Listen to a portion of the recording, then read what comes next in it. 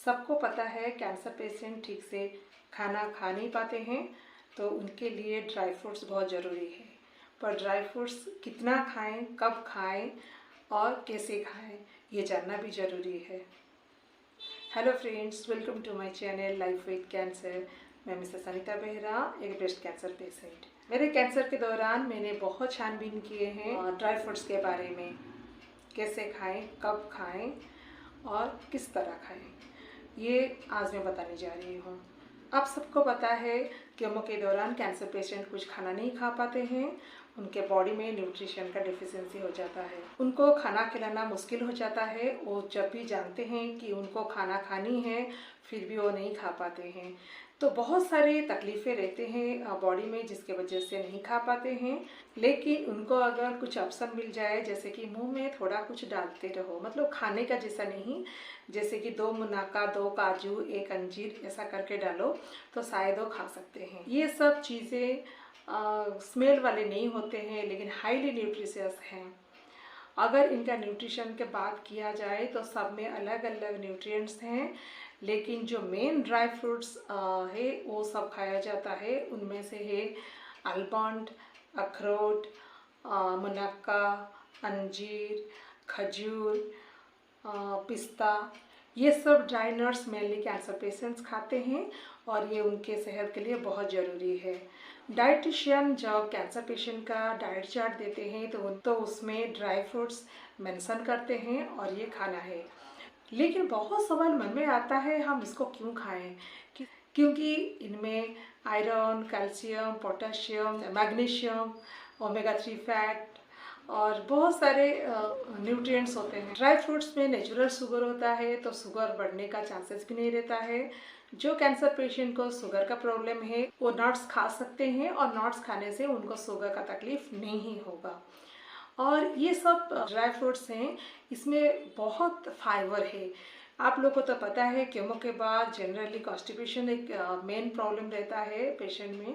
अगर उनको फाइबर वाला फ्रूट्स खिलाया जाए तो बहुत बेनिफिट मिलता है और ये सब में बहुत फाइबर रहते हैं, तो इसीलिए ये बहुत हेल्पफुल है। और ये साइंटिफिकली प्रूव है कि अगर खजूर खाया जाए तो मेंटल स्ट्रेस कम होता है, एंजाइटी कम हो जाता है, पॉजिटिविटी बढ़ जाता है। तो खजूर खाना है, लेकिन कितना खाना है?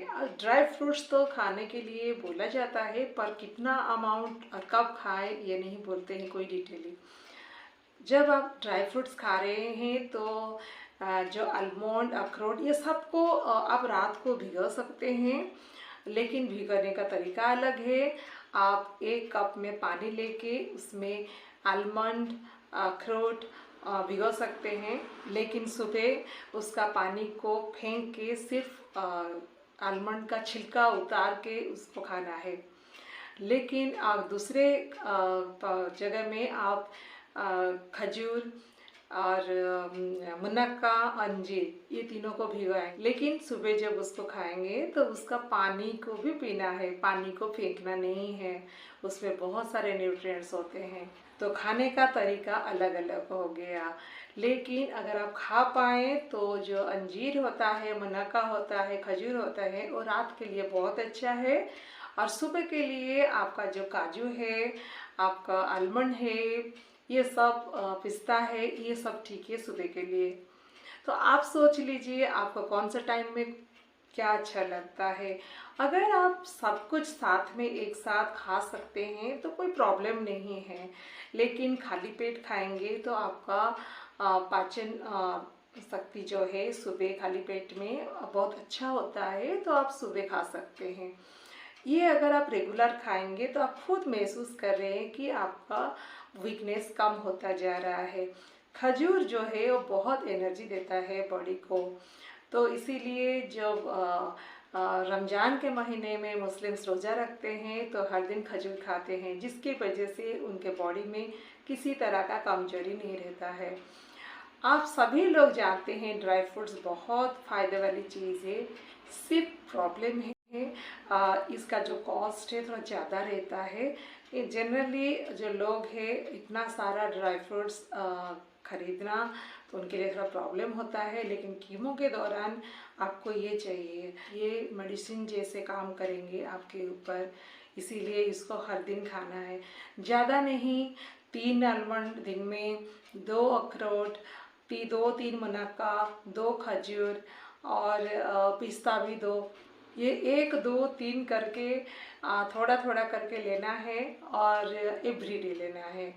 तो ये 2-3 है, लेकिन सबको मिलाने से थोड़ा एक कटोरी हो जाता है, तो उसको आप खाली पेट में खाएं तो बहुत अच्छा काम देता है, क्योंकि ये आपको काफ़ी एनर्जी देने वाले हैं। मैं खुद अपना एक्सपीरियंसेस शेयर कर रही हूँ। मैं जब मुझे बोला गया था ड्राई फ्रूट्स खाइए, लेकिन पर्टिकुलरली उसका हेल्थ बेनिफिट्स क्या है, उसमें क्या न्यूट्रिएंट्स है, ये सब पता नहीं था। जब मैंने खाना शुरू किए ये सब ड्राई नट्स, तभी मैं नेट से सर्च करने लग गई कि हमारे बॉडी को ये क्या देंगे और कितना अमाउंट खाना चाहिए और कब खाना चाहिए और बेनिफिट्स क्या है और प्रॉब्लम क्या है। प्रॉब्लम ये है कि ये सब चीज़ें इतना टेस्टी लगते हैं कि आप 2 की जगह 4 खा लेते हैं। प्रॉब्लम वही है, आप अगर एक बार मुंह में डालेंगे कोई भी नट्स तो आपको और खाने को मन करेगा, लेकिन you have to control yourself. ज़्यादा खाएंगे तो इंडाइजेशन का इशू हो सकता है, तो कोशिश करें राइट अमाउंट में खाने के लिए। तो मैं चाहूँगी मैं अपने व्यूअर्स को ये वैल्यूएबल इंफॉर्मेशन दूंगी ताकि वो भी खाएंगे और हेल्दी रहेंगे। जो लोग कैंसर पेशेंट नहीं हैं वो भी अगर एवरीडे खाएंगे तो उनका स्किन भी ग्लो करेगा, आईसाइट भी डेवलप होगा, उनका कॉन्स्टिपेशन प्रॉब्लम नहीं होगा, डिप्रेशन, एंजाइटी ये सब चीज़ें नहीं आएंगे।